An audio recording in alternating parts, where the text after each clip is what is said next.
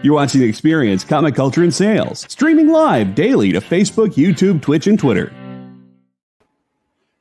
Underneath the bridge, tarp has sprung a leak, and the animals I've trapped have all become my pets. And I'm living off of grass and the drippings from my ceiling. It's okay to eat fish, 'cause they don't have any feelings. We're talking about the Batman today on the Dan Wickline Show. Stay tuned.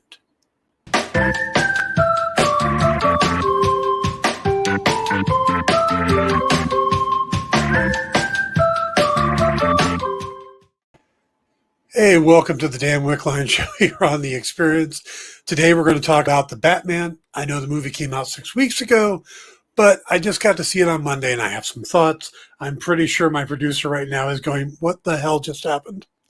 But yeah. But before we get into that, I wanted to address the thing that happened yesterday. Wanted to talk about Ezra Miller.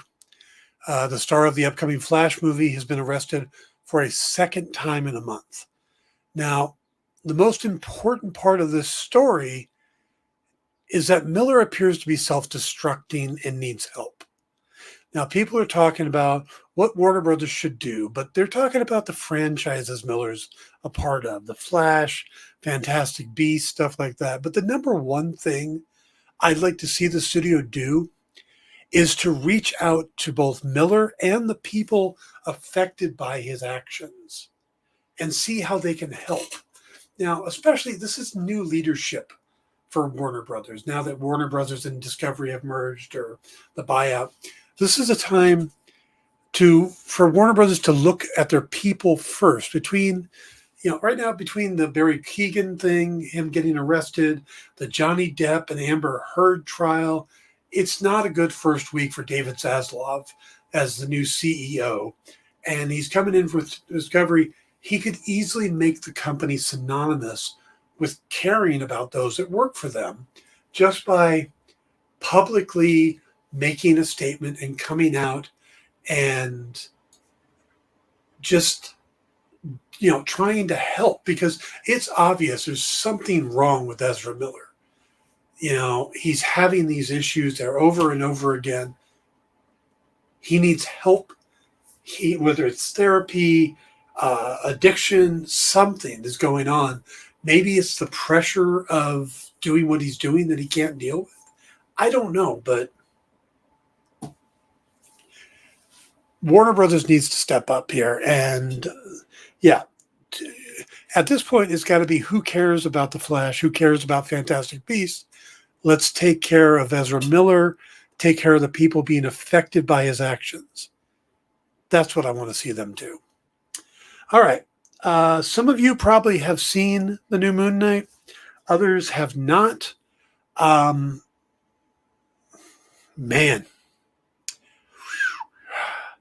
There was talk about how staying off of social media because of the 4th episode, and you don't want it spoiled. You don't want it spoiled, but I'm not sure you could spoil it in a sentence or a picture or something. Because even if a picture wouldn't make sense with what just happened. So watch it and then come back tomorrow and we will do a breakdown and discussion about it. But wow. Yeah.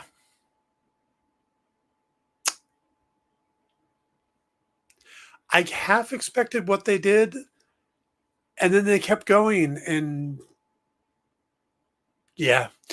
I watched it at midnight last night, so by 1 a.m, I'm laying in bed going, what the literal? Yeah. So, let's see. Yeah, Jay, come back tomorrow. You've got to join on this conversation, because it was... Yeah. The last line of the episode.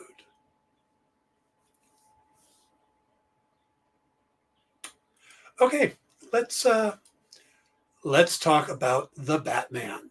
Now, unlike a lot of comic book movies, I wasn't necessarily predisposed to liking this film.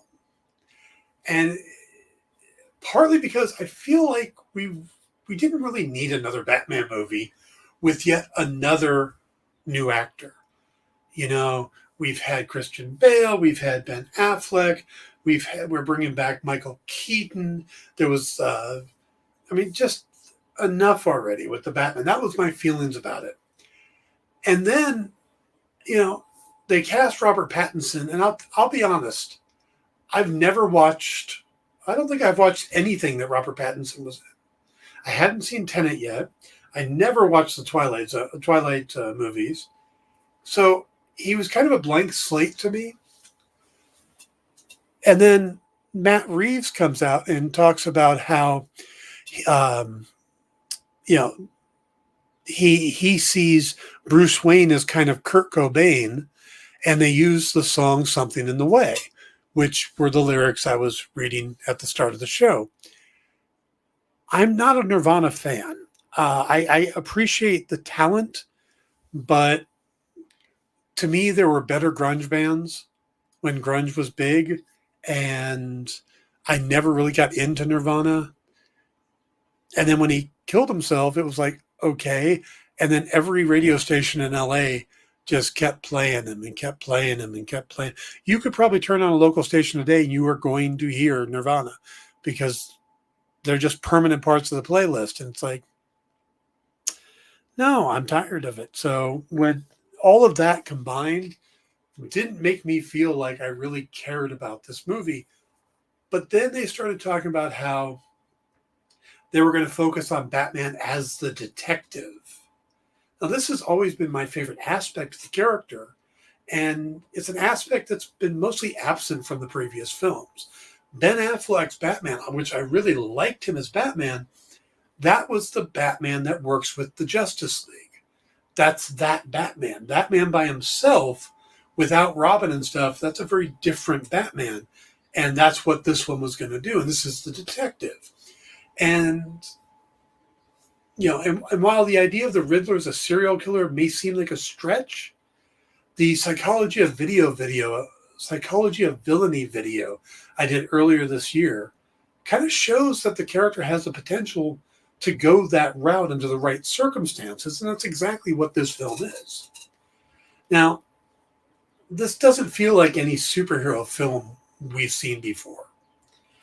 Not only did the story pull from a wide variety of Batman comics, but Matt Reeves also pulled inspiration from a wide variety of films, like Seven and the Zodiac Killer, The French Connection, Bullet.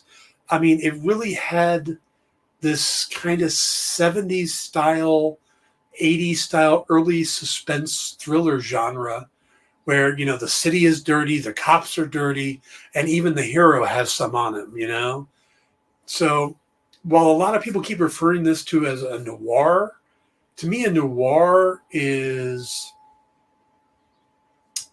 much more Sam Spade, and this is a little more 70s, 80s detective. Like I said, like The French Connection and stuff like that. Now, the opening of the film sets the mood really well. We start off by showing how the criminal element of Gotham City seems to kind of feel invincible.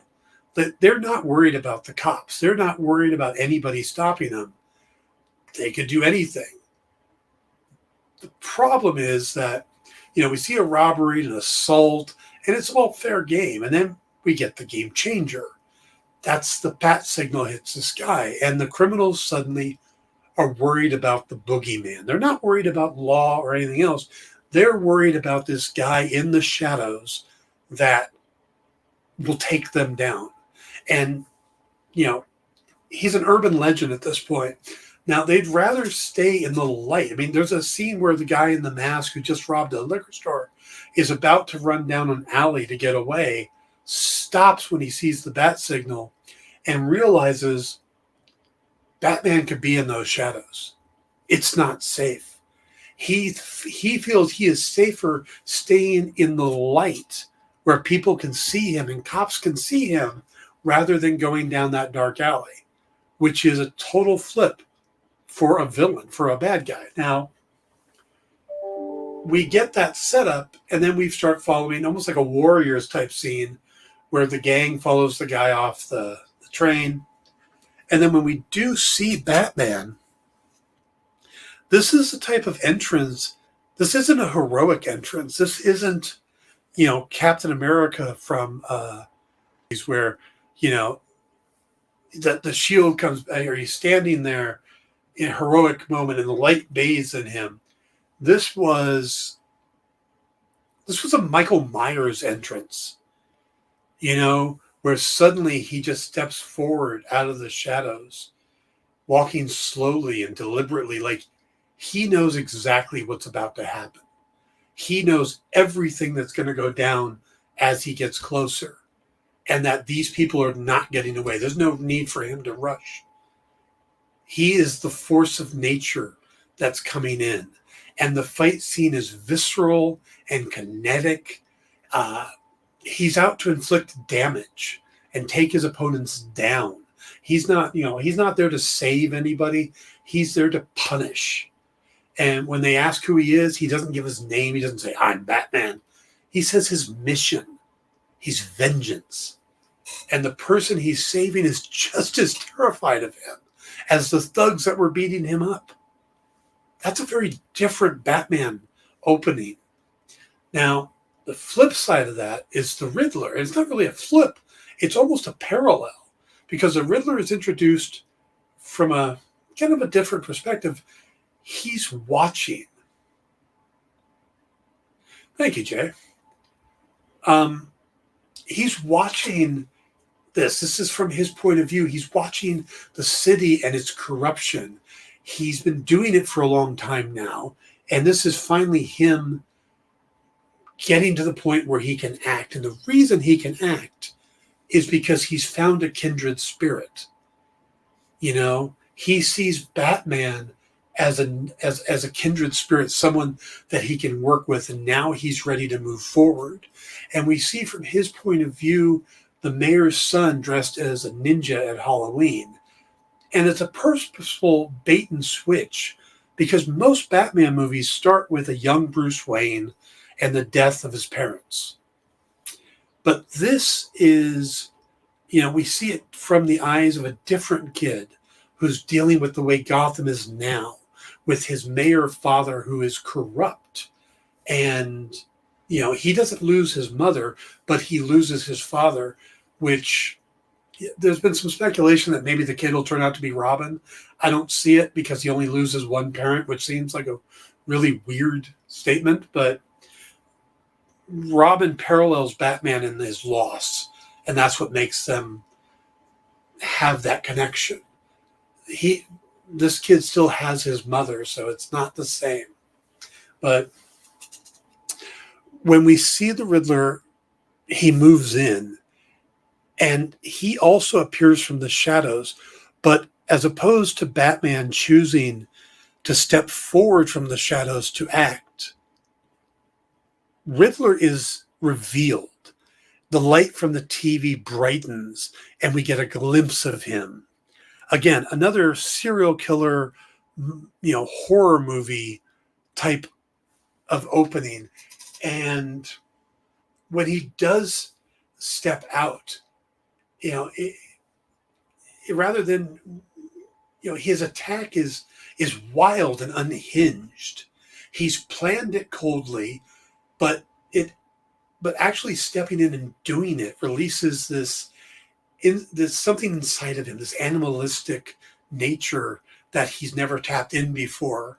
And when he does it, you hear this squeal, almost like an animal sound, like a pig or something, when he's doing it. And it's just his first kill. And it's all this pent up aggression and rage that he's been living on his entire life has finally come out. And that's why the attack is so brutal. So where Batman has built up to this and trained for it, Riddler has been suppressing all of this, and it comes out in this horrible attack. Now, I could go through and mention all the comic references that are in this movie. But I think it's kind of a disservice to the film, as I don't think there's any one story arc that shaped this film. There's a lot of things it pulls from, but I think the biggest influence isn't so much the comics as one of the people writing the comics, Jeff Loeb, was Matt Reeves' writing teacher in college. So he would have been in, your college teacher, you find out he wrote comic books, and you're going to come across The Long Halloween and Dark Victory and Hush.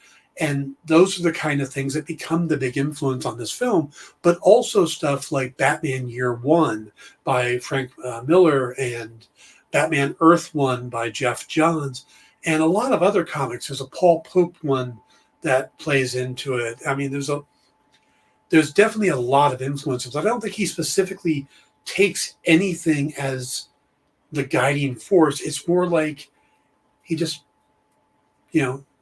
picks it, different aspects he wants. Well, I'm going to take this connection to Carmine Falcone from here, and I'm going to take this Riddler feeling from here, and I'm going to take the Batman on a motorcycle from here, and the feeling of the Batmobile, and but he's also pulling from horror movies and like I said, thrillers. And I mean, the Batmobile is more like Christine than it is any Batmobile we've ever seen before.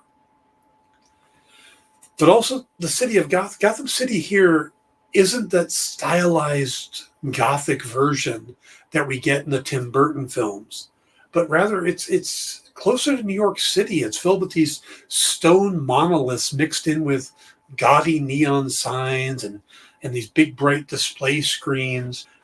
And it looks like a mix of old and new, but everything is dirty and grungy, and it's raining, and it's kind of that same thing that George Lucas wanted with Star Wars. Nothing should look new. Nothing should look perfect. Everything has to be damaged because everybody in the city is damaged. I mean, even the bat signal is just a piece of bent metal jammed into the shutters of a searchlight and then set up in an abandoned construction site rather than atop police headquarters. We don't find out how the signal came to be or how Gordon and Batman have come to this uneasy alliance, but it doesn't matter. As we see the first time Lieutenant Gordon allows Batman on a crime scene, and even though the rest of the force and the commissioner are against it, he still does it. And we get that walk-in where we're basically locked in on Gordon's back, but we see all the cops reacting, and Gordon is our guide, is what brings us into the scene. But all the negativity around by all the cops and stuff, it's really a neat entrance. It's a very emotional entrance because Batman is walking into the lion's den at this point. All of those people would beat him and hurt him and arrest him, and he's being brought in to help. Yeah, Jay's right. Gotham totally is like its own character in this. And Sean, yeah, this is definitely an awesome crime noir. But yeah, the walk-in alone is amazing. And to go from outcast and unwelcomed, but once he gets in there, we see the detective come out. He's observant. He's not asking questions. He's watching. He's looking. There's one point he observes something on the floor that, it's something that everybody else had missed. And as soon as he sees it, one of the crime scene techs sees it and goes, "Oh," and starts taking pictures of it. It just shows that the groundwork for the great detective is there, but he's not there yet. He makes mistakes. He notices that the mayor's thumb was cut off while he was still alive, but he also misses things. And then we get that card, and that is just in-your-face connection to the Zodiac Killer. And we see the huge influence of the real-life Zodiac Killer on the Riddler. And the cards, the cipher, the mask, all of that is like we're borrowing them straight from the Zodiac Killer in those movies. So the code he leaves is a cipher for his own language and a way to leave riddles and clues. And that that is the connection. That is where the Riddler comes out, is his way of communicating. And if you think about it, the Riddler has all of this information. He could just dump it out there himself, but he realizes he needs to get it brought to the attention of everybody, where if he just randomly put it out there, he'd be called a kook. But when he starts doing these things and brings Batman in and the rest of the cops, and he starts taking these lives, it elevates his knowledge, his information. So it makes the answer to his riddles more important. And what's the best part of a riddle is knowing the answer nobody else does. So yeah, Sean, that is a really well done Batsuit. It feels like a bit of Arkham and a bit of Batman Year One, or Batman Earth One. So now what this movie does so well is that every step Batman takes going forward at this point is not really his own. It's part of the Riddler's plans. Nashton has already had his endgame set from this point. He kills the mayor with the carpet tucking tool, knowing that it is the clue for his big reveal. So by using it, he's giving the signal to Batman early on that, you know, where the information's going to be. So that means that Riddler had all of this planned out, every step of it from the beginning. His word choices were very specific. He talked about bringing the rat into the light. He doesn't mean just exposing him, exposing the informant. He is specific about bringing the character into the light outside of the lounge so that he could shoot him. That's just how specific the Riddler was, how good his plan is. Now, Reeves leaves us clues, all the clues we need to figure this out, but he also gives us hints throughout the episode. Every time we go to the lounge, the Iceberg Lounge, we pan in and there's a window in the apartment building across the street that's open, and you can see somebody in it looking out. And you realize that's Nashton. That's the Riddler there watching everybody, you know? And the Riddler has this plan to take out everybody involved in the corruption of the renewal fund. You know, he could get to the mayor, he could get to the police chief, he could get to the DA, he could even get to Bruce Wayne, but he couldn't get to Carmine Falcone. So part of his plan was to utilize someone he believed to be of the like mind as his, and that's the Batman. In a lot of ways, this version of the Riddler may be the smartest interpretation of the character we've ever seen. So, all right, let's take a quick break. We'll come back and continue our deep dive into the Batman. We'll be right back.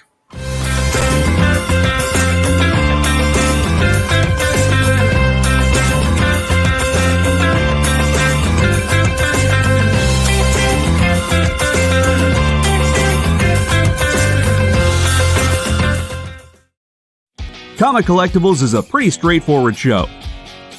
You got Rex here, he sells the comics, and you got Rockin' Robbie, he knows about the comics. And finally, John, well, no one really knows what John does. I mean, don't get me wrong, he's a great guy, but he just keeps showing up.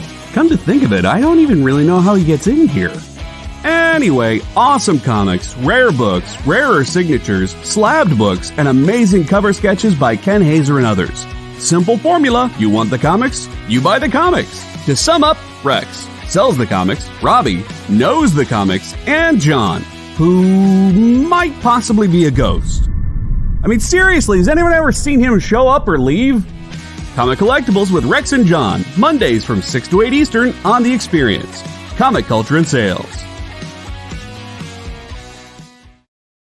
To be continued. 3 little words that hold the secret to the next great story. 3 words that will thrill you, confound you, give life to new possibilities. Every variation of To Be Continued is a promise of adventure. A promise of excitement. A promise of unseen wonders and unexplored worlds. A promise that every issue you read makes you a part of a never-ending journey. And behind every page, there will be an unopened door waiting for you. This story to be continued at your local comic book shop today. Visit comicshoplocator.com today.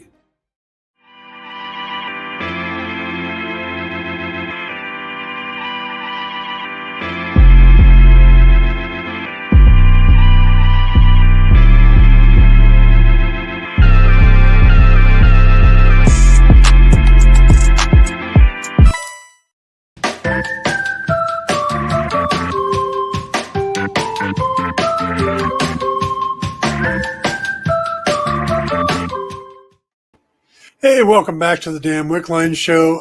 Jay, I agree with you. That comics collectible spot is awesome. Good job, JD. Also, nice to see my tuna salad, egg salad joke finally made it up there. So,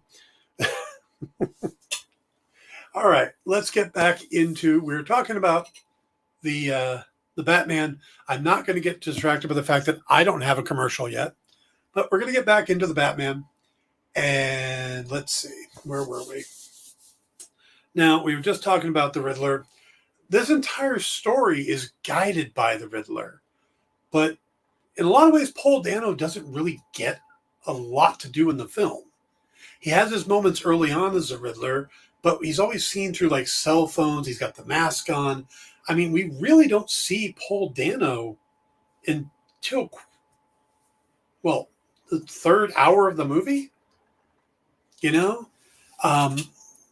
But it isn't until he's inside of Arkham that he really gets his chance to shine. His performance ranges from angry to distraught when he realizes his plan has failed, which goes to show how much Reeves understands the psychosis of this character as having an obsessive-compulsive disorder with bipolar 1.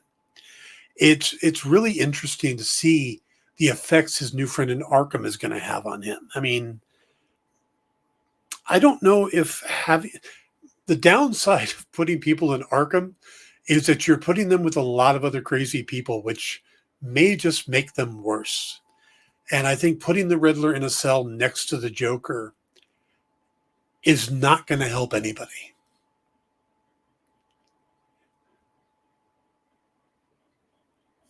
Yeah. Now, let's talk about Robert Pattinson and his performance. And it's kind of interesting because we can only really evaluate him as Batman, because Bruce Wayne never really shows up in the film. Yeah, he's out of the costume, but he's not the Bruce Wayne we know. And that is because he has yet to discover the advantages and need of having the Bruce Wayne persona. What works here is the character arc. He goes from vigilante to hero, reconnecting with what he has left rather than focusing on what he's lost. And that's the thing, is that the movie begins with him focused on what he's lost, where he reconnects. You know, Pattinson embraces the role, and Bruce needs to find a reason to live. And in doing so, Pattinson has become the costume at this point. And he's, his ability to portray the emotions and stuff through the mask is really impressive. He gets more out of a look and with his eyes than I've seen a lot of people be able to do. And we get a lot of close-ups on things in this movie, and eyes are one of them. But when he realizes something he's missed, or he figures something out, you see it in his eyes. And to me, that's a real good sign of acting, you know? And I'm definitely up for seeing what this character do more. But, there's so much reconnecting in this film, in that, by the end of it, Bruce has a reason to live again. Bruce reconnects with Alfred. Those are the kind of things that is part of the arc, more than just Batman going to be from a vigilante to a hero, but that is also the main part of the story. Yeah. Yeah, a lot of people are like, oh, yeah, they didn't. But this Bruce wasn't the Bruce we know yet. He's broken. He doesn't have a purpose. Yeah, Sean says, I'm so glad you're saying this. So many people I think, missed what Pattinson was trying to do as Bruce. Exactly. I think he was really giving us a nuanced performance that is to be built upon. You know, I think we'll start seeing the Bruce we're used to as it goes forward when he starts crafting that persona and starts finding out who he really is. So now, if you could find any place in this film where a specific comic creator or comic had a big influence, I think it's Frank Miller on Zoe Kravitz's version of Catwoman. Because this feels like, I mean, yeah, there's a story arc that comes from The Long Halloween, but who this character is straight out of Batman Year One. That's the Selena Kyle that Miller and David Mazzucchelli gave us.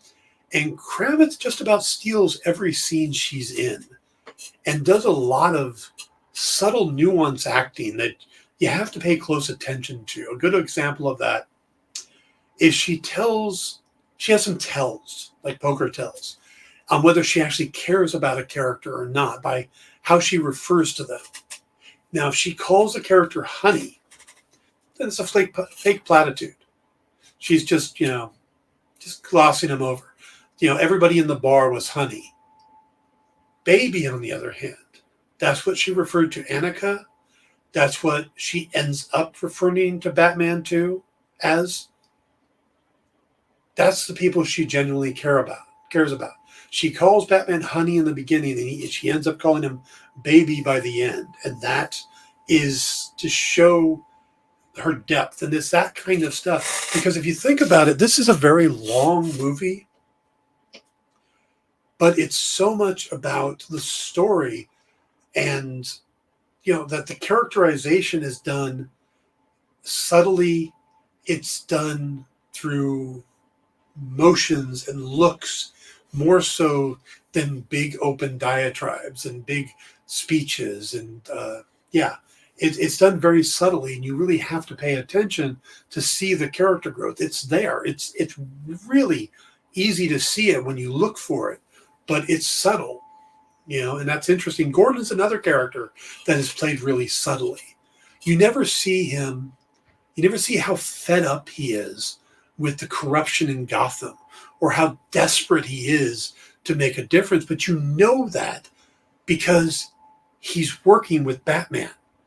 This is a straight by-the-book cop who is bending the rules to work with a vigilante, a masked vigilante, because he sees it as the only way to really do what's right. Now, Jeffrey Wright was a brilliant casting choice.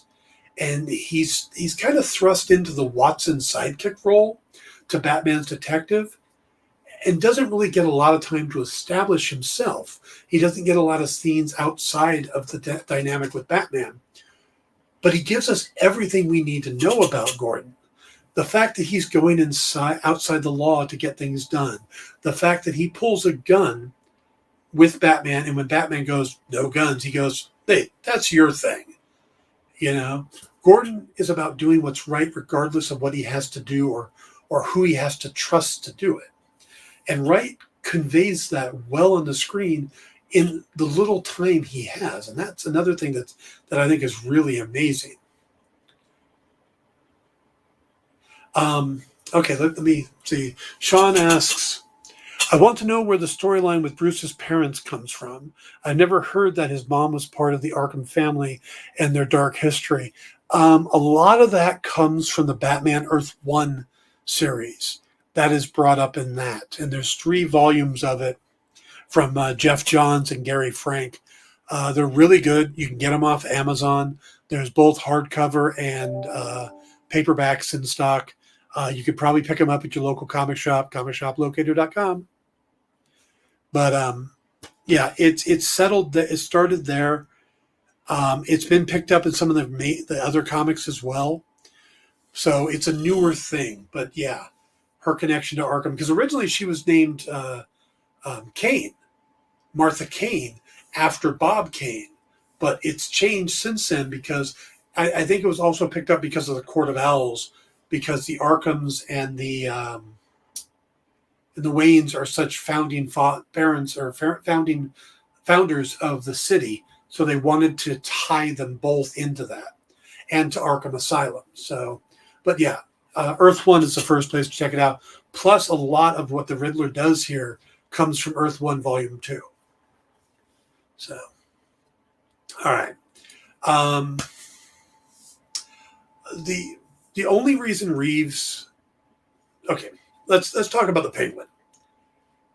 I mean, seriously, the only reason Reeves cast Colin Farrell in this role is because he was certain that the actor could bring the character in it, because it has nothing to do with his looks. Colin Farrell is a good-looking actor. He's a leading man type. He's done a lot of movies. The Penguin is not a leading man. The Penguin looks like Richard Kind. Okay? They could have put Richard Kind, just put some scars on him, and saves a lot of time in the makeup chiller. But instead they went with Farrell. But he comes across as someone you could build a TV series around, which is what they're going to do. Penguin's going to have his own TV show. And Farrell, I've never seen Farrell deliver a performance like this.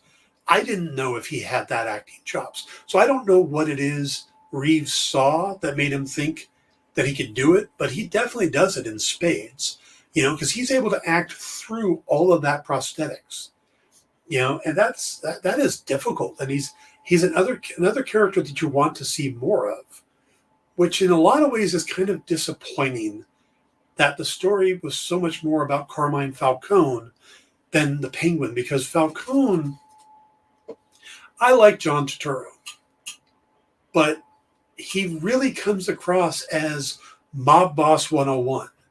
There isn't a lot of depth to Falcone. There isn't a lot of new area to tread there. So to make him, and I realize story-wise he needs to be, but the Penguin is so much of a more interesting character, someone I want to see more of, that Falcone was kind of a disappointment. So I don't have a lot of bad to say about the film, but yeah, I really wish either Falcone could have been something more, or Colin Farrell was the bad guy, or the bigger bad guy. But Jay says, if they wouldn't have said that, yeah, nobody would have known that that was Penguin, or that was Colin Farrell in there. Falcone was definitely the weakest character in the movie. So, all right. Now, the film was interesting in that basically it had a movie inside of a movie, if you think about it. It starts as Batman going after the Riddler, Batman and Gordon going after the killer of the mayor and the police chief. And then it flips into this Penguin Falcone movie, because that's how the Riddler controlled it. And that's why it's a 3-hour movie, is you've got this other movie tucked into it. It's like if you used the Batman Earth 1 Volume 2 as this narrative casing to go around the long Halloween. And that's a lot of plot to have happen, which meant characters like Alfred and Gordon and even the new mayor, Bella Real, they all kind of get sidelined for the most part. Now, both Wright and Andy Serkis do a lot of great things with the time they have on the screen, but it really would have been nice to get more with these characters.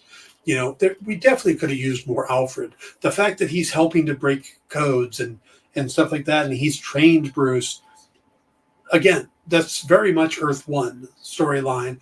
We get that also in the Gotham series, but,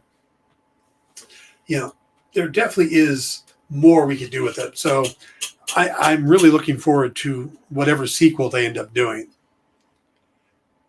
Jesus Bowles. Okay. He probably gets a lot of strikes too. Now, Reeves was really ambitious here, introducing us to a new Batman, along with his regular supporting cast, a new Catwoman, a new Riddler, a new Penguin, a new Falcone, and then just for the hell of us, he gives us a teaser for the Joker. That's an incredible amount of world building to do, even in a 3-hour movie. And he did it all while telling us about part of the Batman story that we never really explore a lot. You know, we get the early days of Batman where he's figuring out how that stuff, and then we get the more established Batman, but we don't really get where he changes from being an outlaw vigilante to being the hero and protector of Gotham. And that's really the story that oh, yes, Turturro playing Jesus in the Big Lebowski. You're right. I'm sorry. So focused on this that, yeah. But yeah, that's the thing, is we're getting that change from hero or from outlaw to hero. And I think the best way to see that progression is from a minor character, Officer Martinez. Now, he's played by Gil Perez Abraham. And in the beginning of the movie, he's the one that actually tries to stop Batman from going into the crime scene, and is absolutely shocked that Gordon is even talking to the guy. And he's in on trying to stop Batman in the police station when Gordon, lets him get out, but, everybody else is chasing him. But by the end of the movie, when Batman goes back to Riddler's apartment to see what he missed, it's Martinez who shows up. And it's like, you got to stop.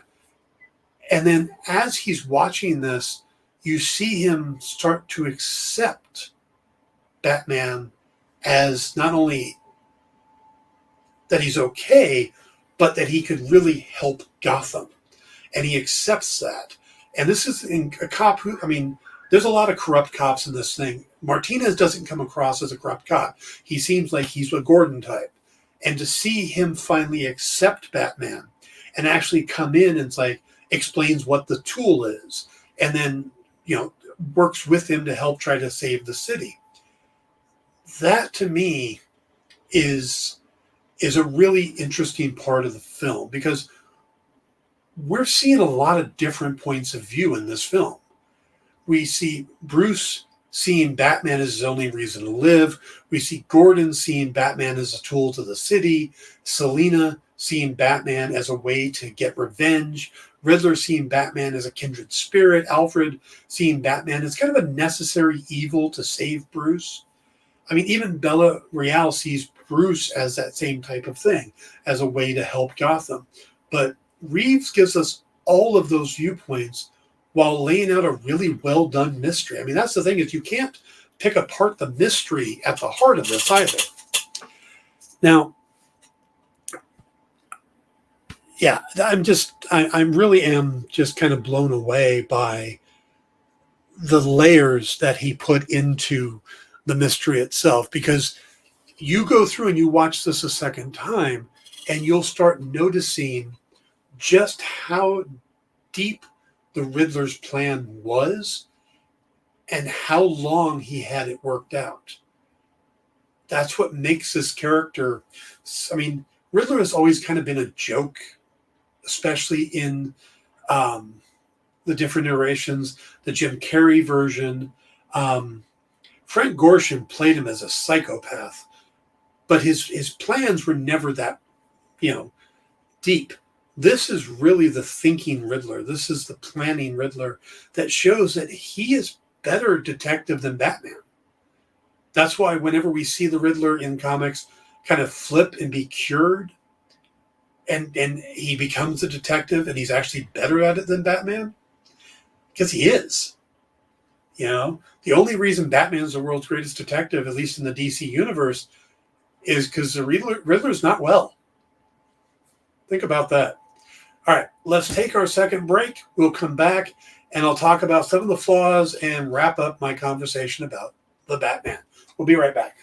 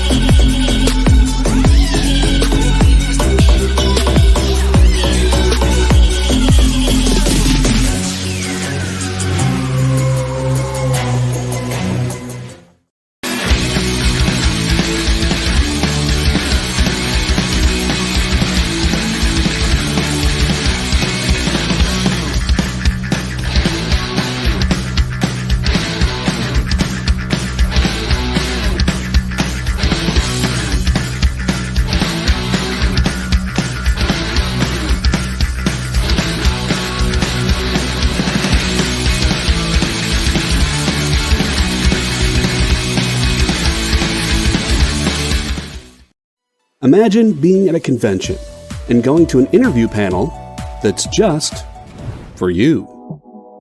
No bustling crowds, no hours-long lines, just you, the moderator, and your favorite comic book creators. Well, this is pretty much that. Miss Jen sits down every week with 2 comic book creators for a live stream interview about their latest work, and you can ask them whatever you want. It's Talking Shop, Mondays at 5 Eastern on The Experience, Comic Culture and Sales.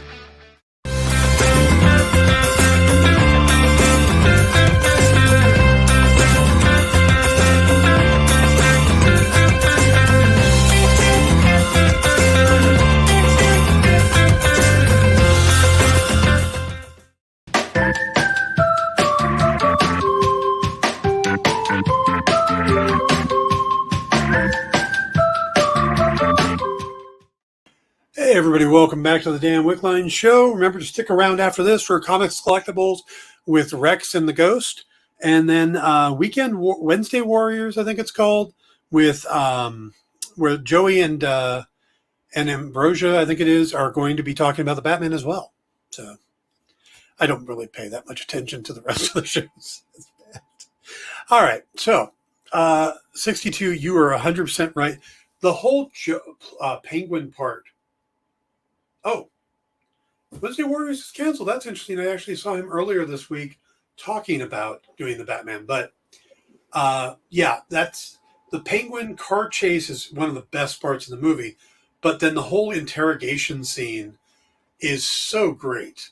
The line about the world's greatest detectives, and then the fact they leave him shackled or and he kind of waddles away like a penguin. I absolutely loved that. So, all right. Jay, we're going to get to your question about the future of the franchise. Let me finish up with what I got here, and then we'll spend the rest of the time talking about where we go next. So, now the film was not without its flaws. The inclusion of the Joker kind of felt a bit forced. The scene with the wingsuit looked really bad to me, and maybe it was switching to the perspective, you know, kind of that jerky perspective, like he was wearing a GoPro. I don't know. That just really took me out of the scene. Selina's little mask she wore, the little, yeah, that just looked silly to me. The contrivance about the copycat Riddlers, it didn't feel earned. You know, it felt like they could have spent a little more time talking about his followers or, you know, like that, but didn't feel earned yet. Now, the musical score, the use of something in the way, I'm okay with, and the theme for Batman and using Ave Maria in a minor key as the Riddler's theme, those are clever ideas, but my God, it got repetitive. It's like they only paid the guy to do 2 songs, and then you just kept using them over and over. It really felt like they needed to do a little bit more musically. Yeah, I mean, for a long movie, that music got repetitive. And while I understand the film was supposed to be dark, there was some points that it was almost impossible to see anything. So those are kind of my knocks against it. It's not a perfect film, but it's a very, very good film. I really like the acting, the story, the fact that Batman makes mistakes. The Penguin's role in all of this was brilliant.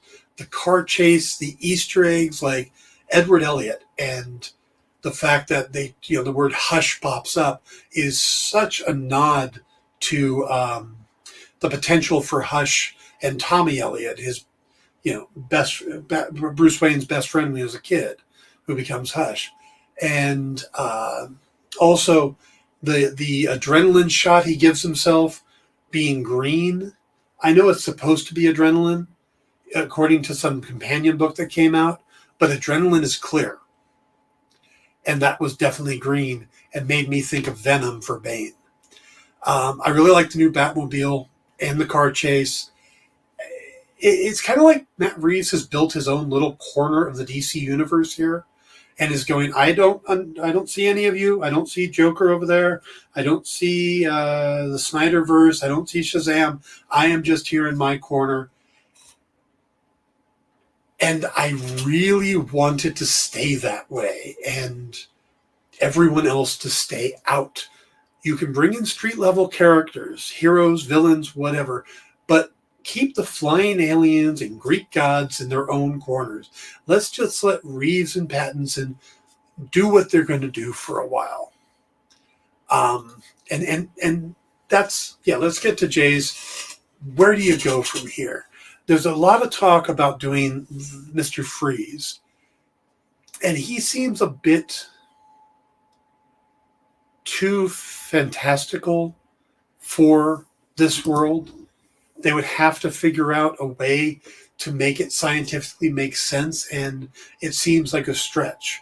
But you could do characters like Victor Zsasz or Professor Pig, which are two things that Jay brought up.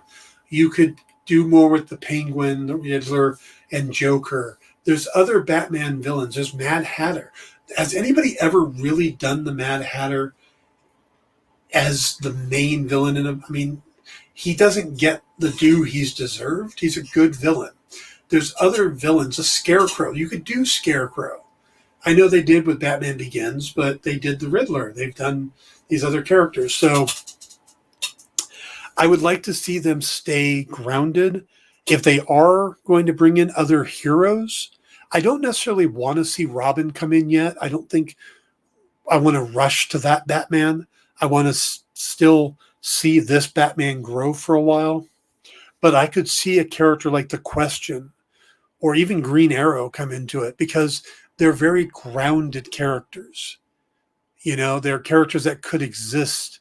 Ventriloquist would be another one that could work. But when you start talking characters like Mr. Freeze, Poison Ivy, Killer Croc, then you're starting to stretch the credulity of the story. So, yeah. But yeah, I could see them bringing in some of the street level characters. There's a lot of them. They could even go outside of Batman's villains. I mean, there's other street level characters, but I don't want to see them. I don't want to suddenly see him have to, play off of a new Superman or a new Wonder Woman or anything like that. Yeah, I've read the script for Supermax. I actually have it on my computer, and really liked it. And I still think that would be a very good movie. What's the guy from Vikings? Is it Human? I can't think of the actor's name right now, but I think he would be a good Green Arrow. You could use him.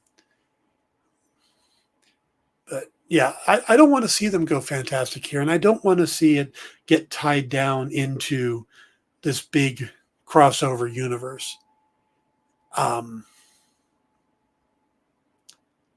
Charlie, there it is. Charlie Hunnam.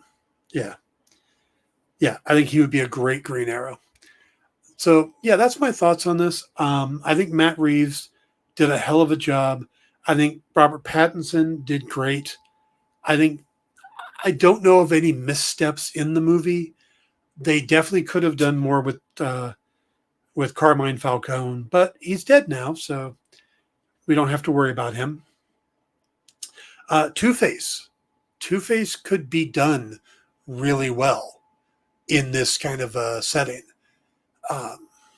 But again, those are a lot of the characters that have already been dealt with by in the Christian Bale ones. So do we want to see them again? That was the nice thing about the Christian Bale ones, is that he kind of kept the ground level hero villains, and I'd like to see that. Ra's al Ghul, Ra's al Ghul's even a little fantastical, but the experience needs more subs because we need a 2-hour Dan Wickline show. Oh my God. I don't know if anybody needs 2 hours of me. You guys sit through 1 hour. That's pretty amazing. Yeah. So that's my thoughts on the Batman. I am really hoping that they move forward with a sequel quickly. I don't want to see it be a couple years down the line.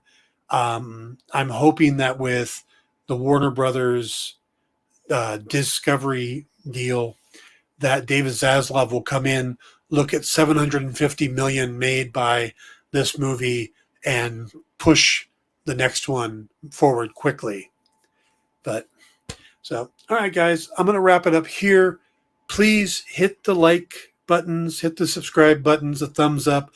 That's the best way to show you like what I'm doing here, and I would appreciate it greatly. Stick around for Comics Collectibles with Rex and John. I will be back tomorrow to talk about the absolutely insane episode of Moon Knight that just dropped last night. If you haven't seen it, go watch it now. So we'll talk tomorrow. Have a good night, everybody.